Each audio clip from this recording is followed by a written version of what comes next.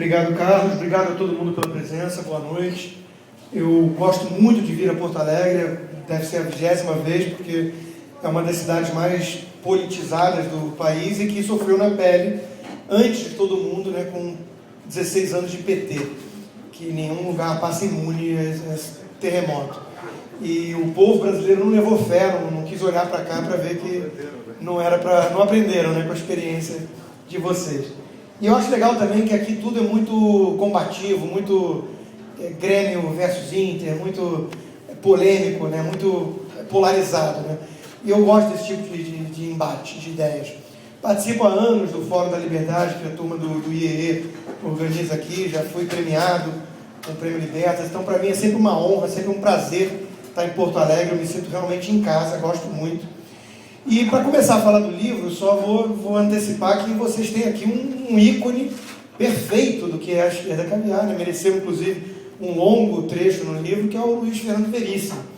Ele ficou doente, ele prega o socialismo, a igualdade, é contra a ganância, é contra o lucro. Tem vários artigos que eu vou esmiuçando no livro para mostrar as contradições, e quando ele fica doente, ele se trata no hospital caro aqui de Porto Alegre, que nem todo mundo tem acesso, gostaria, mas não é o SUS que ele procura, né? O livro, como o Carlos disse, eu escrevi um artigo para o Globo, lá no Rio, chamado justamente Esquerda Caviar, e chamou a atenção dele e de um monte de gente, porque foi um dos artigos mais badalados do jornal, né? E temos um amigo em comum, ele procurou esse amigo querendo intermediar um contato, e dali surgiu a ideia de transformar o artigo, então, numa coisa mais densa, mais profunda e poder dissecar melhor esse tema, que é um tema, eu considero particularmente um tema fascinante, né? Ele mexe comigo há muito tempo, porque se tiver que resumir o que é esquerda caviar, né? É uma espécie de tratado sobre a hipocrisia, né? É você realmente ficar chocado com a falta de choque das pessoas diante de gente que diz uma coisa e faz outra diametralmente oposta logo depois e na maior cara lavada. Não se incomoda, né, em pregar uma coisa bonitinha e depois ir lá e ignorar tudo aquilo que diz. Então os exemplos são vários, né, mas não precisa ficar nos mais evidentes, como por exemplo um sujeito que é socialista, se diz socialista, defende Cuba e tudo mais, e só quer saber de luxo capitalista, de gananciosamente lutar por cada vez mais acúmulo de capital próprio e coisas do tipo.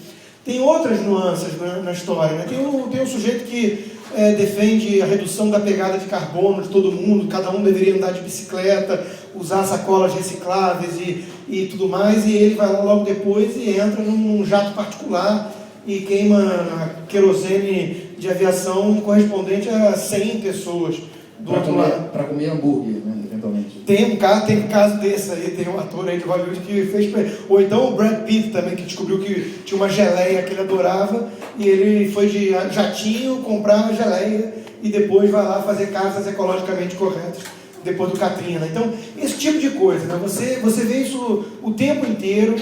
É um fenômeno que me deixou perplexo sempre na vida, né? Pessoas que não se incomodam em ser tão contraditórios, o que me fez querer esmiuçar e pesquisar o que leva as pessoas a isso. Porque a reação inicial que a gente tem diante disso é o seguinte: não, só pode ser fruto de uma canalice, só pode ser fruto de um desvio de caráter, de alguém que é oportunista e tipo Michael Moore, né, que ficou rico pregando a miséria e enaltecendo tudo que ele não vive, né? Então, é anti-americanismo, ele vive nos Estados Unidos e não em Cuba, se dizendo homem do povo enquanto vive num apartamento de 3 milhões de dólares e coisas do gênero. Mas há algo mais por trás disso. Se fosse só isso, seria pouco, né? Isso é um fator importante, mas a prova de que não é só isso é que eu fui buscar nesse livro, e eu acho que não esgotei o assunto na primeira parte do livro, 20 possíveis origens desse fenômeno. Para aproveitar e falar sobre a estrutura do livro, tá. Né? Porque esse livro se eu não tivesse praticamente rompido a relação com o Rodrigo, ele estaria escrevendo até hoje o livro. Que todo dia esse cara... Não, segura o livro que tem um caso novo para acontecer. Porque é uma atualização diária. A Esquerda Caviar é produção diária, né? Não dá. Quando o Caetano Veloso se fantasia de Black Bloc, como é que você vai querer deixar isso fora do livro? Então tem coisa que é o tempo inteiro. E o livro é dividido então em 3 partes. A primeira grande parte são as origens do fenômeno. E como eu ia dizendo, né, eu identifiquei pelo menos 20 possíveis origens. É um fenômeno complexo, porque não é só o ricaço que é socialista. Tem a dondoca entediada que abraça coisas esotéricas e acha que o indiano é descolado de bens materiais. Tem o intelectual, por exemplo, alienado. Ele não é rico necessariamente, mas ele desfruta de estabilidade no emprego, de um certo conforto. Ele é uma classe média alta, tipo Marilena Chauí, que ganha 15 mil por mês na USP, e vai lá depois e diz que a classe média é fascista. Quer dizer, ela é alienada, ao contrário do que marxistas achavam que a alienação era da classe média ou do trabalhador. Essa alienação é a alienação do intelectual, que olha em volta a sociedade burguesa, capitalista, com seus gostos um tanto brutos, medíocres, segundo eles, e olha para isso com um certo desdém, com uma certa distância do povo, né? E aí começa a abraçar então soluções utópicas, revoluções em países distantes, esotéricos, sangrentas, violentas, porque isso vai ser a panaceia, vai ser a utopia. Então isso é o ópio dos intelectuais, como dizia o sociólogo francês Raymond Aron. Então tem o tédio, tem a covardia moral, o medo, tem o oportunismo que já foi dito. São 20 possíveis origens para esse fenômeno, bem dissecadas, bem trabalhadas na primeira parte. É importante dizer que, embora o livro seja escrito com a pegada, com a prosa característica do Rodrigo, que vocês conhecem, que vocês leem, ele tem um acervo bibliográfico extraordinário.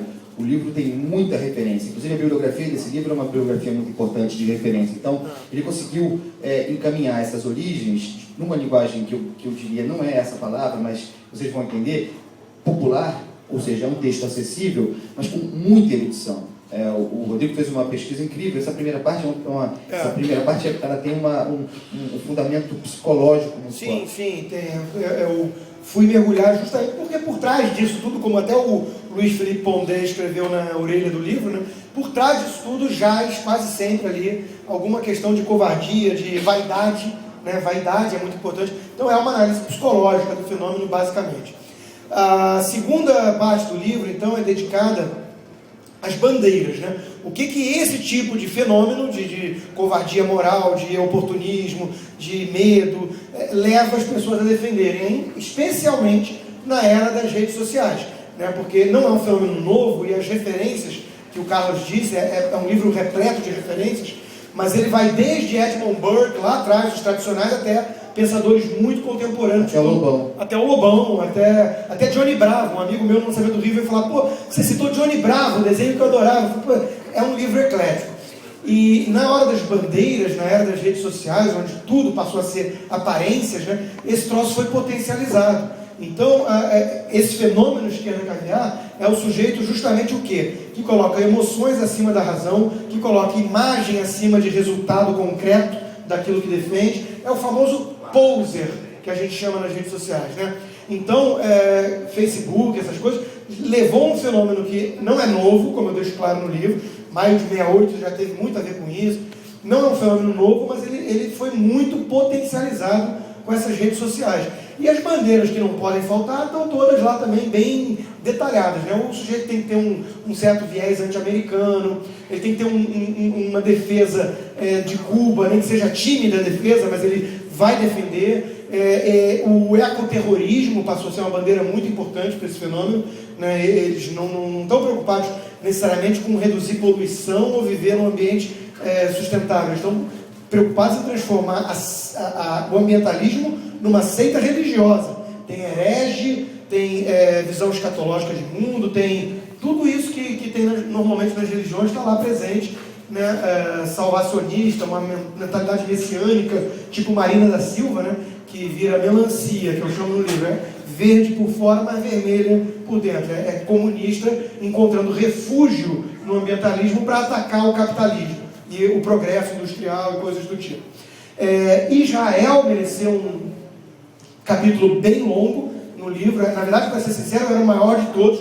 Aí o editor brigou comigo e falou, tá muito grande. A gente desmembrou e teve que criar um epílogo chamado Islamofobia, que é uma continuação do capítulo de Israel. Porque o bom esquerdista caviar, ele também olha para Palestina e Israel com total ignorância acerca dos fatos, mas ele tem uma postura tomada. E por quê? Aí tem tudo a ver com o fenômeno lá atrás também. A visão típica de um esquerdista caviar é a visão de Davi versus Golias.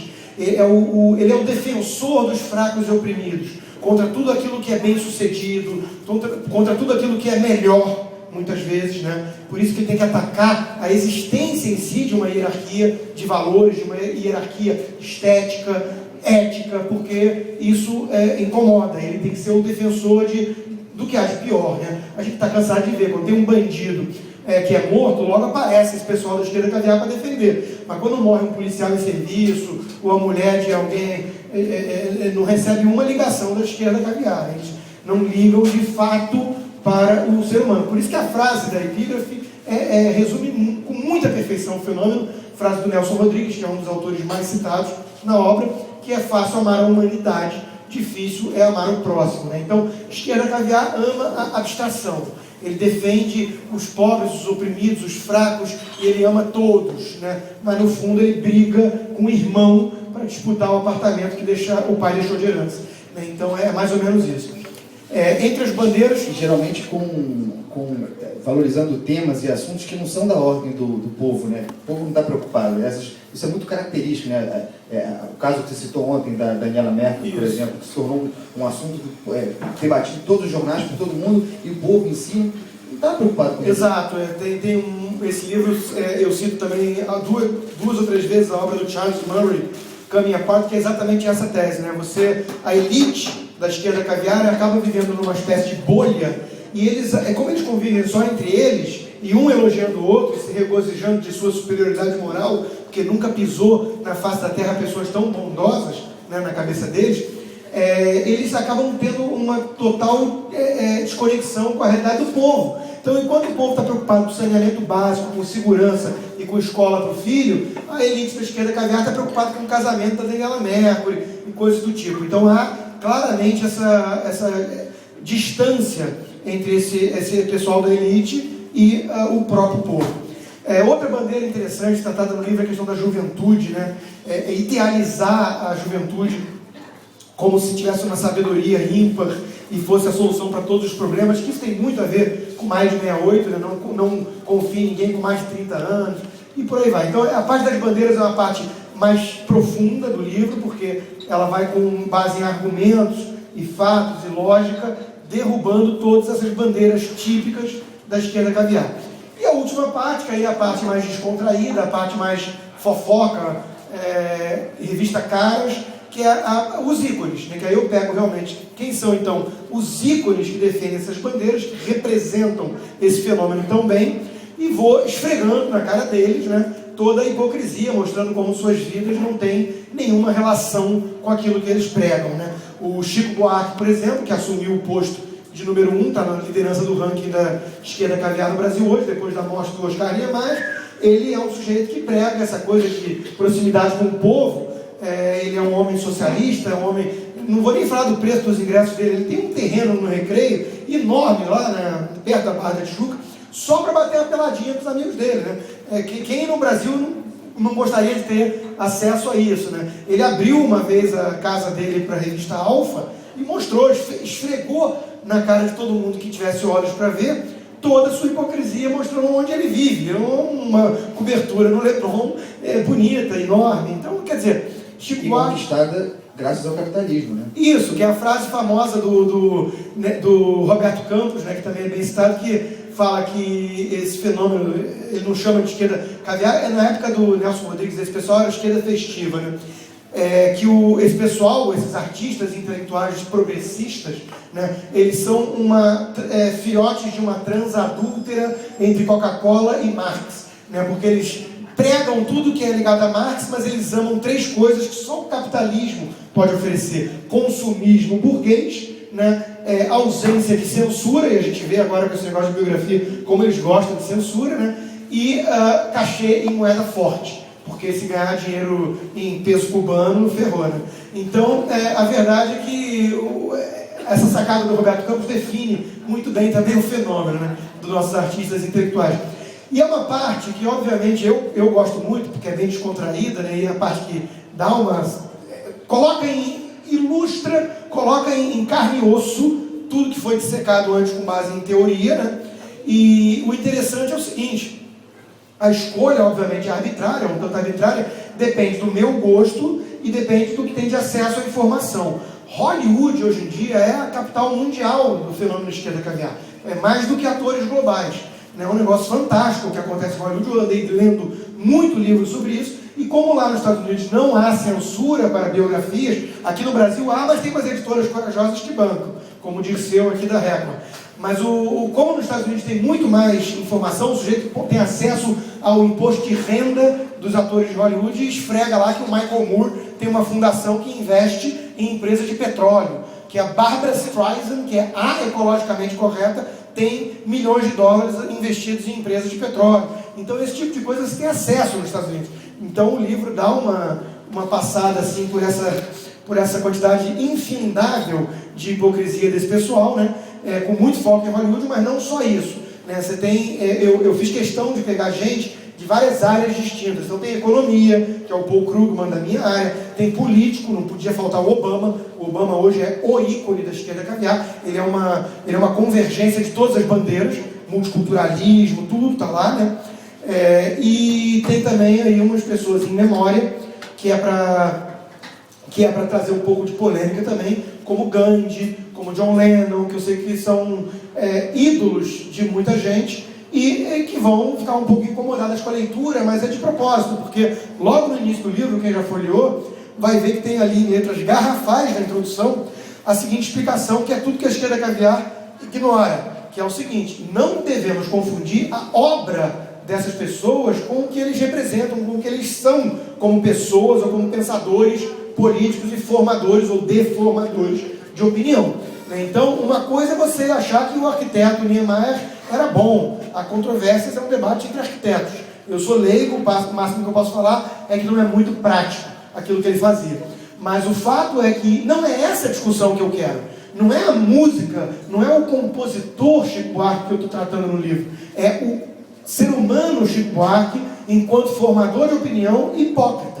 É esse que eu estou tratando no livro. E o que a esquerda caviar faz o tempo todo para encerrar o debate e se proteger? Quem é você? Quem é Rodrigo Constantino para falar de Chico Buarque? Ora, eu sou alguém que estou esfregando na cara dele a sua hipocrisia. Rebata os argumentos, rebata os meus pontos, e não quem eu sou, e não o ad hominem, se eu sou tão bom compositor ou não, porque não é isso que está em julgamento. Então, eu mostro numa parte do livro alguns estratagemas, algumas táticas que eles usam para encerrar, para monopolizar as virtudes. Isso é outra coisa muito importante nesse livro. Vai ficar claro para vocês como a esquerda tenta monopolizar fins nobres, para não ter que debater meios. Então só eles se preocupam com as minorias, só eles se preocupam com os pobres, só eles querem a paz, só eles se preocupam com o meio ambiente. Nada mais falso, né? Eles não estão preocupados com os resultados concretos daquilo que eles pregam, porque sempre o que eles pregam, se for tentar colocar em prática, vai entregar o oposto do prometido. Rodrigo, é importante dizer também que nessa parte final dessas, digamos, pequenas biografias, também há brasileiros, né? É importante citar isso. Não, sem dúvida. Wagner Moura, Chico Buarque, Luiz Fernando Veríssimo, Oscar Niemeyer em memória. Tem vários brasileiros lá, alguns a gente até tirou. Numa CD Vela para Defunto, tem uns muito caricaturais aí que surgiram mais recentemente, tentando ganhar um espacinho, né? Posando de ganhar um ministério. E posando de Che Guevara, um sujeito bem asqueroso que deveria ficar no lixão, né? Que é o personagem da novela que acho que ele incorporou na vida real. Mas o fato é que esse foi deixado de fora. Mas tem bastante gente tratada no livro e é bem divertido. Eu acho que vamos abrir para perguntas aí, que é a parte interessante. Só fazer uma última observação. Esse livro o Rodrigo entregou para a editora em abril de 2013. Portanto, antes das manifestações, de tudo que está acontecendo. E o incrível é que está tudo no livro. né? O livro é absolutamente atual. Os animais, né? A questão dos animais, essa coisa dos bigos, do teste de animal, a própria questão da biografia, não só é tratada a ideia da liberdade, a discussão da censura, como o livro traz ele próprio biografias também. Exato. Ele está inserido nesse debate, é um livro muito corajoso e que eu tive imenso prazer em editar. Vamos abrir para perguntas? Vamos fazer 3 ou 4 perguntas? Não, olha só, eu vi que aconteceu depois também, e eu vejo que no livro vocês tratam muito de personagens que têm uma repercussão midiática muito grande, mas teve depois esse episódio da delegação brasileira de literatura em Frankfurt. Sim. E uma das coisas que mais me chamou a atenção foi a presença do Rufato lá, e que mais falaram talvez do crescimento do Rufato, que tem uma origem humilde e tal, do que da literatura em si. Então, me parece que o foco deixa a arte de lado para falar um pouco de uma história de herói. Exato. Eu estava lá. Ele estava lá em Frankfurt, o Carlos. O Rufato é um bom exemplo, né? Porque ele, obviamente, ali adotou a postura de um ícone da esquerda caviar. Resta a gente identificar ele em qual das 20 origens. Ali me parece que houve um oportunismo claro para ele se destacar e tudo mais, né? Mas pode ter alguma coisa ligada à elite. Aliás, elite culpada também é um tema muito importante do livro. O Santiago Nazarian, que é um escritor gaúcho, escreveu um artigo, autor da Record, é um jovem escritor notável, ainda a ser estudado e que eu recomendo, é um romancista. Ele escreveu um artigo extraordinário sobre isso, ele conhece bem o Rufato, e para mim ficou ali a melhor definição. Tem que despolitizar o discurso do Rufato. Ele tinha uma única intenção ali: se promover, se colocar, se vender na Alemanha. Que é o primeiro item dos 20 da origem. O primeiro é o oportunismo. Porque normalmente esse é o vil metal. Esse é quase sempre você vai identificar presente no fenômeno da esquerda caviar. O cara realmente quis se promover e foi um tanto patético aquilo, né? Essa vitimização tem tudo a ver com a esquerda caviar. Tudo a ver. Essa coisa de vitimização o tempo todo, de coitadismo, né? Foi um discurso constrangedor, né? E tirar a política da literatura, da arte, era tudo, por exemplo, que o Nelson Rodrigues queria. Ele ficava revoltado com isso. Ele falava para os seus pares, né? Façam teatro, pelo amor de Deus. Parem de fazer proselitismo. Façam teatro. Né? Teatro trata de temas atemporais. Shakespeare é lido até hoje. O que esse pessoal quer fazer? Esse pessoal quer justamente, os pós-modernistas e tudo mais, querem destruir o que há de tradicional. Por quê? Porque vem com uma visão de vitimização. Era o homem branco, malvado, ocidental, heterossexual que dominava o mundo. Então temos que criar todos os grupinhos de minorias, né? Isso fica muito claro no livro. Tem um capítulo sobre minorias que eu acho delicioso. Pelo Ministério da Cultura. Exato, eles estão no poder. A esquerda caviar está no poder, se alguém ainda não percebeu, né? E tem a ditadura que nem é mais tão velada assim do politicamente correto, que é outro tema que não podia ficar de fora. O tema do livro tem tudo a ver com isso. A era da ditadura do politicamente correto. O cuidado com a linguagem. Tem um capítulo só sobre isso, duplo e pensar. Eles obliteraram totalmente o conceito das palavras. Eles deturparam qualquer coisa que é dita. E quando você perde a clareza das palavras, dos termos, você perde a liberdade. Tudo bem, Rodrigo? Tudo bem. Esse episódio aí, pegando a carona, tu falas da mistificação, do coitadismo. Maria do Rosário, a nossa conterrânea aqui, está numa cruzada em função de investigações a respeito da morte do Jango. Ela está preocupada com o Jango, na tua opinião? Qual é a preocupação? Claro que não está preocupada. Aliás, eu escrevi um artigo. Deixa eu só fazer um parênteses antes. O Rio Grande do Sul consegue ter o pior quadro do PT, que já é terrível. E vocês ainda exportaram. Vocês ainda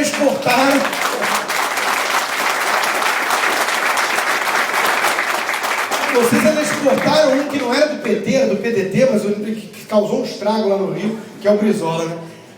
Que o capeta tem. Mas a questão que você colocou, muito oportuna, é o seguinte: eu escrevi um artigo para o Globo há pouquinho tempo atrás que deu uma quizumba, foi muito circulado lá no Rio, que é o seguinte: a esquerda caviar não liga para Amarildo.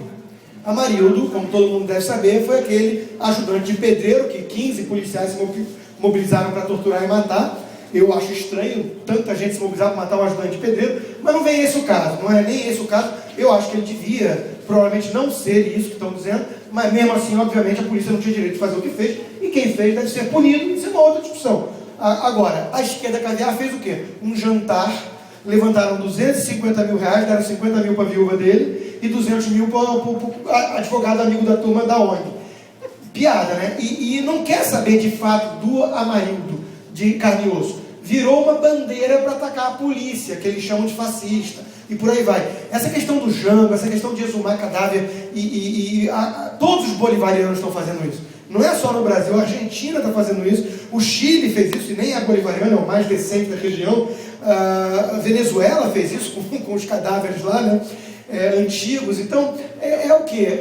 Essa querer fazer um revisionismo histórico, posar de vítima. O que esse pessoal faz em relação a 64? Nós éramos pessoas que lutávamos pela liberdade e fomos oprimidos pelo exército. Nada mais falso. Você pode condenar o golpe ou contragolpe de 64, é um bom debate, há controvérsia. Você pode com certeza condenar ter se estendido por 20 anos o regime, isso sem dúvida. As práticas de tortura. Tudo isso você pode condenar, né? Agora, o que você não pode fazer é inverter a história e falar que aquele pessoal lá lutava por algo parecido com democracia e liberdade.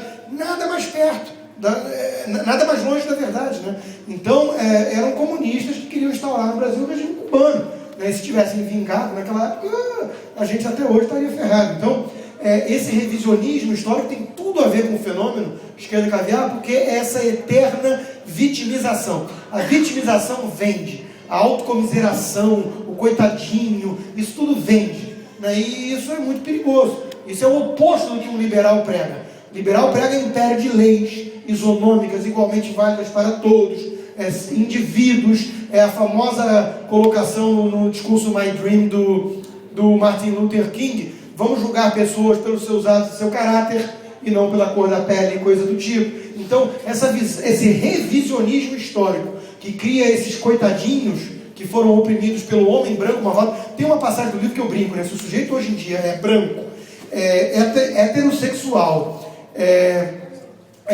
assalariado, não é do setor público, né?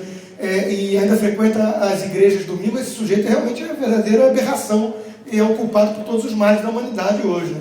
Então, isso tem que parar, né? Eu acho que é muita hipocrisia, né? Oportunismo. Temos tempo para mais uma pergunta. Daniel. Você lida no seu livro com o argumento ao contrário, que os caras da direita são iguais, o Jorge Gerdau aceita o financiamento do BNDES, ou algo que se... Tu vai me deixar nessa saia justa aqui em Porto Alegre, com o meu amigo Jorge, com o Rui aqui do meu lado. Olha, Rui, o que eles fizeram comigo. Eu vou te responder da seguinte forma, Daniel. É a mesma crítica que eu considero infeliz de libertários a gente boa que procura o setor público. Nem todo mundo que trabalha no setor público é oportunista, é parasita, tem muita gente boa. E é uma decisão muitas vezes racional. Por quê? Porque o sistema hoje no Brasil é um sistema com excesso de intervencionismo estatal e excesso de privilégio no setor público. Então, enquanto existir o instrumento BNDES dando juros subsidiados, eu, você e a torcida do Flamengo, do Corinthians, do Grêmio e do Internacional vamos querer acesso a isso. Quem vai conseguir, provavelmente vão ser grandes empresários, que têm mais pressão em Brasília, e é o capitalismo de Estado que eu tanto condeno. O que eu quero como solução? Acabar com o BNDES. Eu quero um fim no BNDES, porque enquanto ele existir, ele vai ser capturado por grandes empresas, ou então, mesmo que não tenha bola, propina, vai ter o critério ideológico ou de proximidade com os grandes empresários, que o Luciano Coutinho, que está lá como presidente da instituição, é o mesmo que estava lá atrás no Ministério em 85, 86, defendendo lei da informática, que condenou o Brasil ao atraso tecnológico. É o mesmo Luciano Coutinho. Aliás, como o Brasil idolatra o fracasso. No Brasil aqui, quanto mais extenso seu currículo em termos de erros, mais premiado você é no setor público, né?